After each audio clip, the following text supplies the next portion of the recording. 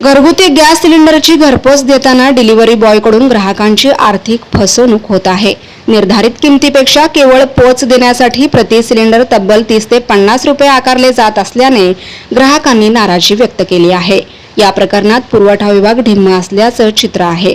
या प्रकाराची दखल घेऊन संबंधितांवर कठोर कारवाई करावी अशी मागणी ग्राहकांनी केली आहे। सोलापूर शहरासह ग्रामीण भागात अनेक गॅस वितरक आहेत। त्यांनी आपल्याकडील गॅस वितरणाची जबाबदारी मुलांकडे सोपवली आहे।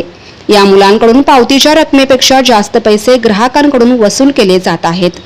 शहरासह ग्रामीण भागात विशेषतः नवीन विडी घरकुलमध्ये हा प्रकार सर्रास सुरू असून याबाबत वितरकांकडे तक्रार केली असता ठीक आहे बघून घेतो अशी उत्तरे देऊन ग्राहकांची फसवणूक केली जात आहे।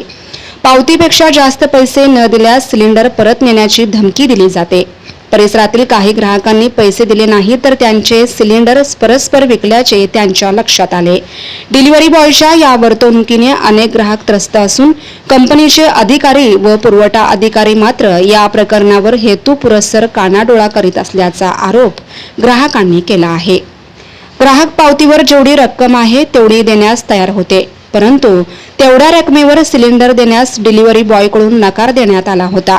पावतीच्या 50 रुपये जास्त रक्कम देत असाल तरच सिलेंडर दिले जाईल असे सांगण्यात आले। असाच प्रकार आमच्या संपूर्ण विभागात सुरू असून या प्रकाराची दखल घेऊन संबंधितांवर कठोर कारवाई करावी अशी मागणी ग्राहकांनी केली आहे।